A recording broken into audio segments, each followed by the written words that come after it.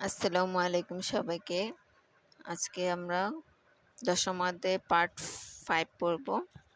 জলবায়ু পরিবর্তনজনিত সমস্যা। এটা খুবই গুরুত্বপূর্ণ।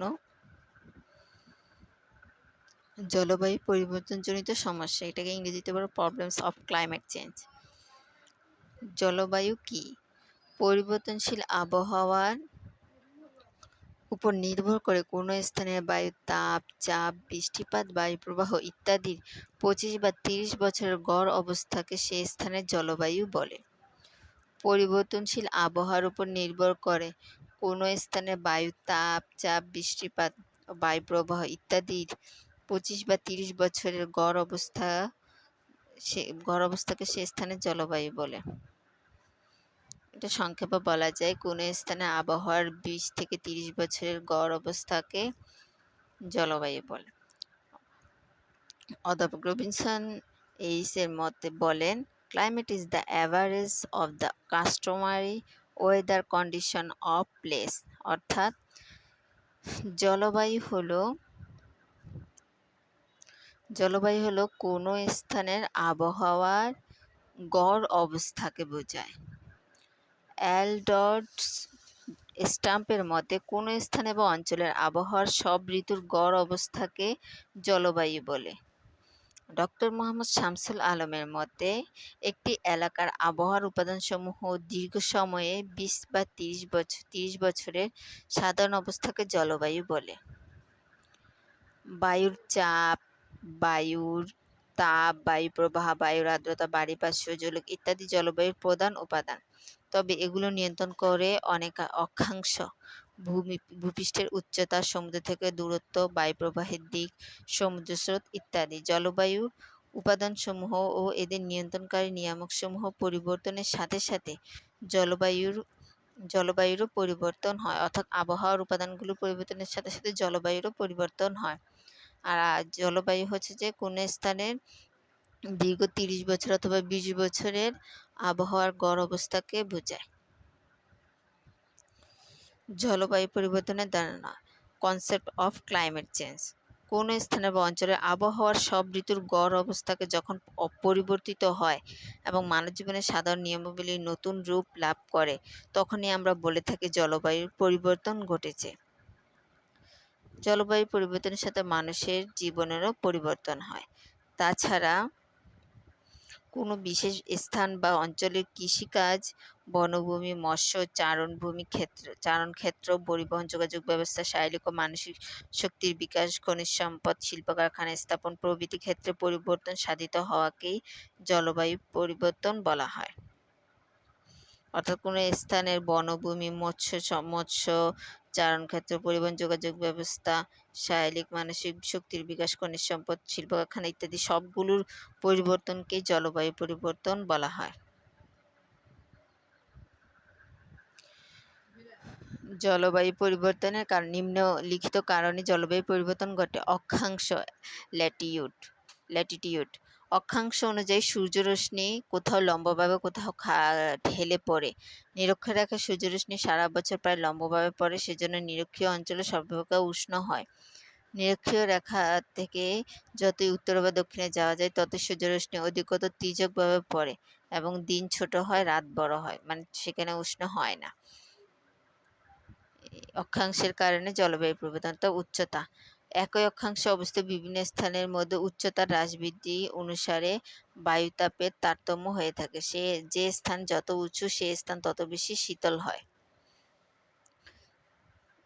তারপর সমুদ্র থেকে দূরত্ব, ডিস্টেন্স ফ্রম দ্য সি। সমুদ্রের নিকটবর্তী অঞ্চল সামুদ্রিক জলবায়ু দ্বারা প্রভাবিত হয়। সামুদ্রিক জলবায়ুর প্রভাবে উপকূলবর্তী স্থানে শীত এবং গ্রীষ্মের প্রখরতা অনেক কম থাকে। এ কারণে একই অক্ষরেখায় অবস্থিত স্থানসমূহের মধ্যে যে স্থান সমুদ্র থেকে দূরে সে স্থানে গ্রীষ্মকাল তত অধিক গরম এবং শীতকাল তত অধিক শীতল। বাংলাদেশের সমুদ্র উপকূলে অবস্থিত হওয়ায় এখানে আবহাওয়ার চরম হয় না, এখানে অর্থাৎ শীত ও গ্রীষ্মের প্রখরতা অধিক হয় না। যেমন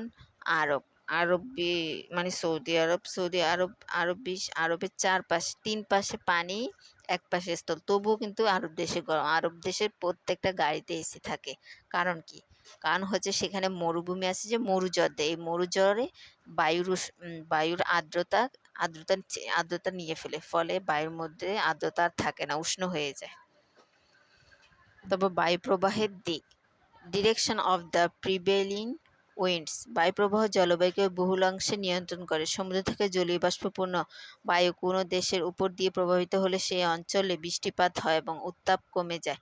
কিন্তু স্থলভাগ থেকে প্রবাহিত বায়ুতে কোনো জলীয় বাষ্প থাকে না, ফলে এই শুষ্ক বায়ু যে অঞ্চল দিয়ে প্রবাহিত হয় সেই অঞ্চল বৃষ্টিপাত না হয়, উত্তাপ হ্রাস পায় না। উত্তাপ হ্রাস পায় না মানে উত্তাপ বৃদ্ধি পায়, এটা বোঝানো হয়েছে।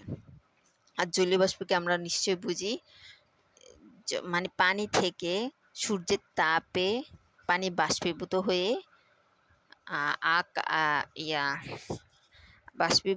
বাষ্পীভূত হয়ে এই বাষ্পের কণাগুলো একত্রিত হয়ে মেঘ সৃষ্টি হয়। এই মেঘ থেকে বৃষ্টি পড়ে। আর যে প্রক্রিয়ায় মানে পানিগুলো বাষ্পীভূত হয় ওইটাকেই জলীয় বাষ্প বলা হয়। বৃষ্টিপাত, রেইনফল, যদিও আর্দ্র বায়ুর জন্য বৃষ্টিপাত এবং শুষ্ক বায়ুর জন্য বৃষ্টিহীন অবস্থার সৃষ্টি হয়, তবু পৃথিবীতে এমন স্থান আছে যেখানে বৃষ্টির জন্য বায়ুপ্রবাহের কোনো প্রভাব না থাকলেও বৃষ্টিপাত হয়, যেমন নিরক্ষীয় অঞ্চলে বৃষ্টিপাতের জন্য বায়ুপ্রবাহের কোনো ভূমিকা নেই। এই অঞ্চলে সারা বছর সূর্য লম্বাভাবে কিরণ দেওয়া সত্ত্বেও প্রবল বৃষ্টিপাতের জন্য উষ্ণতা কখনো কম বেশি হয় না। সমুদ্র স্রোত, অকেন কারেন্ট, দেশের জলবায়ুর উপর সমুদ্র স্রোতের ব্যাপক প্রভাব রয়েছে। শীতল স্রোতের উপর দিয়ে প্রবাহিত বায়ু শীতল হয়, আর উষ্ণ স্রোতের উপর দিয়ে প্রবাহিত বায়ু উষ্ণ হয়। পর্বতের স্থান, লোকেশন অফ মাউন্টেন, পর্বতের অবস্থানও কোনো কোনো স্থানে জলবায়ু পরিবর্তনের কারণ হয়। পর্বত বায়ুর গতি, কোনো স্থানে তাপ, বৃষ্টিপাত নিয়ন্ত্রণ করে। পর্বতের এক পাশে বৃষ্টি হয় কিন্তু অপর পাশে বৃষ্টি হয় না। এছাড়া শীতল বায়ু পর্বত অতিক্রম করে যেতে পারে না, এতে পর্বতের অপর পাশের স্থান শীতল কম হয়। তারপর বনভূমি, উডল্যান্ড, জলবায়ুর পরিবর্তনের ব্যাপারে বনভূমির যথেষ্ট প্রভাব রয়েছে। বনভূমি অঞ্চলের মাটিতে সূর্যের তাপ খুব অল্প প্রবেশ করে বলে সেখানকার মাটি সর্বদা আর্দ্র থাকে আর কি। এছাড়া বনভূমি অঞ্চলে গাছপালা প্রয়োজনের অতিরিক্ত পানি বাষ্পীভবনের মাধ্যমে বায়ুতে ছেড়ে দেয়, ফলে বনভূমি পার্শ্ববর্তী অঞ্চলে বায়ু শীতল থাকে এবং সেখানে অধিক বৃষ্টিপাত হয়। ভূমির ঢাল, স্লোপ অফ ল্যান্ড, ভূমি বিষুবরেখার দিকে ঢালু হয়ে সূর্যরশ্মি তার উপর প্রায় লম্বভাবে পড়ে। বিষুবরেখার দিকে ঢালু হলে সূর্যরশ্মি লম্বভাবে পড়ে, তাই সে স্থানে যে বেশি উত্তপ্ত হয়, কিন্তু বিপরীত দিকে ঢালু হলে কি সূর্যকিরণ তার উপর হেলে পড়ে এবং বেশি উত্তপ্ত হতে পারে না। মাটির বিশেষত্ব, নেচার অফ দ্য সোয়েল, বালুকা বা প্রস্তরময় মৃত্তিকা সহজে উত্তপ্ত এবং শীতল হয়। এই জন্য পার্বত্য অঞ্চল মরুভূমিতে শীত ও গ্রীষ্ম উভয়ই অধিক। কর্দমাক্ত ও জঙ্গলময় মাটিতে অধিক জল জমে থাকতে পারে। সুতরাং যেসব স্থানে শীতকালে বা রাতে অধিক শীত এবং গ্রীষ্মকালে বা দিনে অধিক গরম হয় না, অথচ মরুভূমিতে দিনে যেরূপ প্রখর গরম হয় রাতে তেমন প্রচণ্ড গরম হয়।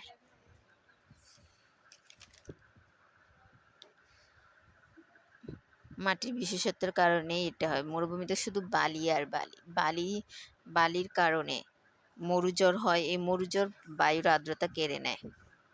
আচ্ছা, আমরা এখন কি জানলাম জলবায়ু পরিবর্তনের কারণ? অক্ষাংশ, উচ্চতা, সমুদ্র থেকে দ্রুত বায়ু প্রবাহের দিক, বৃষ্টিপাত, তারপর সমুদ্র স্রোত, পর্বতের অবস্থান, বনভূমি। তারপর জানলাম মাটির বিশেষত্ব।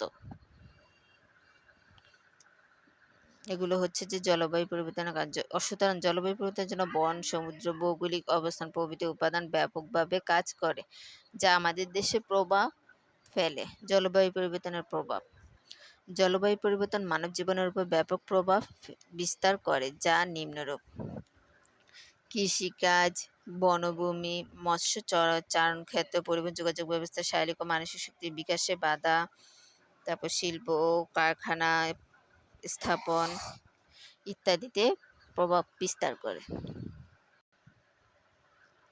জলবায়ু পরিবর্তন মানব জীবনের উপর ব্যাপক প্রভাব বিস্তার করে, যা নিম্নরূপ। কৃষিকাজ। জলবায়ু অপরিবর্তিত থাকলে কৃষিকার্যাদি যেভাবে চলে আসছিল বা যেভাবে কৃষিকাজ অভ্যস্ত ছিল তাতে কোনো সমস্যা দেখা দিত না, কিন্তু যেহেতু জলবায়ু ব্যাপক হারে পরিবর্তিত হচ্ছে, সেহেতু কৃষিকাজের ক্ষেত্রে এখন নানাবিধ সমস্যার সৃষ্টি হচ্ছে।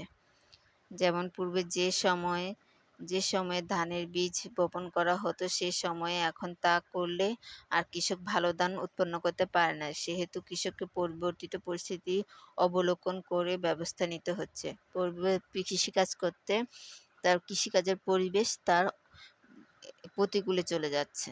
তারপর 2, বনভূমি। জলবায়ু পরিবর্তনের কারণে বনের উপর নির্ভর করে যেসব আয় ব্যবসা বাণিজ্য ছিল, সেগুলো ব্যাপক প্রভাব পরিলক্ষিত। পরিবর্তিত জলবায়ুর কারণে পশু শিকার, মাংস, চামড়া সংগ্রহ, ফল আহরণ, কাঠ সংগ্রহ ইত্যাদি ক্ষেত্রে সমস্যা পরিলক্ষিত হয়। আমরা জানি যে জাতীয় জীবনের বন সম্পদের গুরুত্ব অপরিসীম। মৎস্য চারণ ক্ষেত্র। জলবায়ুর কারণে মৎস্য চাষিরা মাছ চাষে বাধার সম্মুখীন হচ্ছে। যেসব স্থানে দীর্ঘদিন ধরে মাছ চাষ করে জীবিকা নির্বাহ করা হতো, সেখানে বিভিন্ন সময়ে ঝড়, ঝঞ্ঝা, বন্যার কারণে অসময়ের পানি বেড়ে মাছের চাষে সমস্যার সৃষ্টি করে থাকে। পরিবহন ও যোগাযোগ ব্যবস্থা। পানি বেড়ে যায় কারণ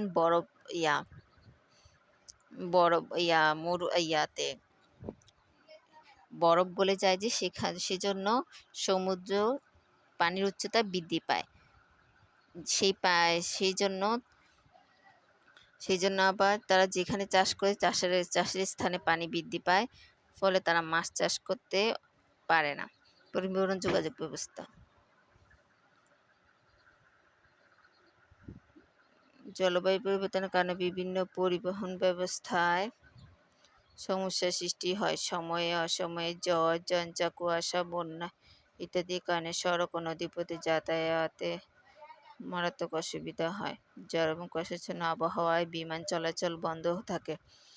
শারীরিক ও মানসিক শক্তি বিকাশে বাধা। জলবায়ু পরিবর্তনের কারণে স্বাস্থ্যকর স্থান অস্বাস্থ্যকর হয়ে রূপান্তরিত হয়। আর অস্বাস্থ্যকর স্থানে মানুষ কর্মতৎপর, অধ্যবসায়ী, বলিষ্ঠ, সুনিপুণ হতে পারে না।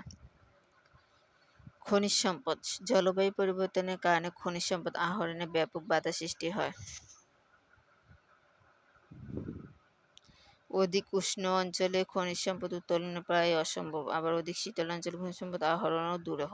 শিল্প কারখানা স্থাপনের ক্ষেত্রে জলবায়ু পরিবর্তনের প্রভাব লক্ষণীয়। জলবায়ু পরিবর্তনের কারণে যাতায়াত ব্যবস্থা, কৃষি, অরণ্য, কাঁচামালের সরবরাহ, শ্রমিকের নৈপুণ্য এবং সর্বোপরি বাজারের চাহিদা নিয়ন্ত্রণ করে থাকে। হিমালয়ের বরফ গলে যায়, সেজন্য সেই বরফ গলা পানি সমুদ্রে এসে সমুদ্র পৃষ্ঠের উচ্চতা বৃদ্ধি পায়, সমুদ্র উপকূলবর্তী এলাকা ডুবে যায়, বিভিন্ন সমস্যার সম্মুখীন হয়।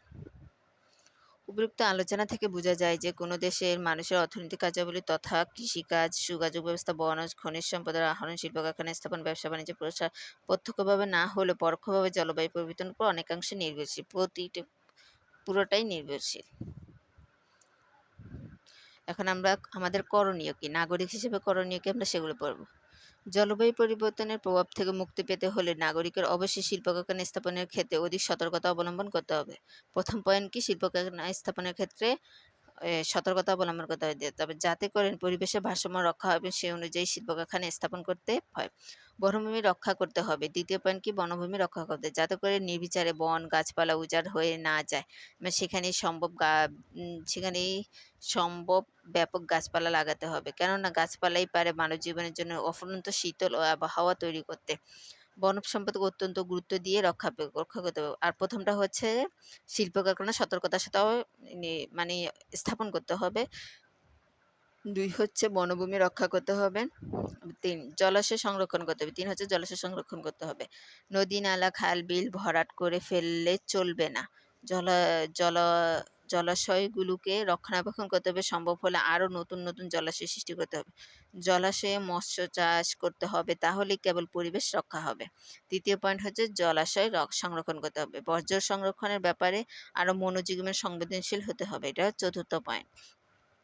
দায়িত্বহীন কোনো দেশের প্রত্যেক নাগরিক যদি ময়লা আবর্জনা পলিথিন উচ্ছিষ্ট বর্জ্য ঠিক এ জায়গায় ফেলে, নির্দিষ্ট জায়গায় পুঁতে ফেলে, তাহলে পরিবেশ রক্ষা পাবেন, জলবায়ু তার চিরচেনা রূপ দ্রুত পরিবর্তন করতে পারবে। পুঁতে ফেলে তাহলে পরিবেশ রক্ষা পাবে এবং জলবায়ু তার চিরচেনা রূপ দ্রুত পরিবর্তন করতে পারবে না। অতএব যে কোনো স্থানে বা দেশের নাগরিকরাই পারে তাদের চেষ্টা একাগ্রতা দিয়ে পরিবেশ সংরক্ষণের মাধ্যমে জলবায়ু পরিবর্তনের প্রভাব থেকে নিজেদের রক্ষা করতে, আর সেজন্যই প্রত্যেক নাগরিকের দায়িত্ব নিয়ে এগিয়ে আসতে হবে। আর নাগরিকের করণীয়গুলো হচ্ছে, প্রথম হচ্ছে জলবায়ু পরিবর্তনের দিকে খেয়াল রাখতে হবে। মুক্তি পাওয়ার জন্য শিল্প কারখানা স্থাপনের ক্ষেত্রে সতর্কতা অবলম্বন করতে হবে। 2 হচ্ছে বনভূমি সংরক্ষণ করতে হবে। 3 জলাশয় সংরক্ষণ করতে হবে। 4 হচ্ছে বর্জ্য সংরক্ষণের ব্যাপারে মনোযোগী এবং সংবেদনশীল হতে হবে। যেখানে সেখানে ময়লা আবর্জনা ফেলা যাবে না। খাল-বিল পরিষ্কার পরিচ্ছন্ন রাখতে হবে। পারলে আরও কয়েকটি জলাশয় তৈরি করতে হবে। ইত্যাদি কাজগুলো নাগরিকের করণীয়। ইত্যাদি কাজগুলো করলে জলবায়ু পরিবর্তন সমস্যার সমাধান করা সম্ভব। আজকের কাজটা কেমন লাগলো কমেন্ট করে জানাবেন, ফ্রেন্ড সার্কেলের মাঝে শেয়ার করে দেবেন। আর এটা হচ্ছে এইডস, এটা আমরা আপনাকে আগামী ক্লাসে করাবো, নেক্সট ক্লাসে। আমার জন্য দোয়া করবেন। আমি এইচএসসি 25 ব্যাচ, সামনে 26শে জুন পরীক্ষা। আপনাদের সকলের দোয়া কামনা করছি। আল্লাহ হাফেজ।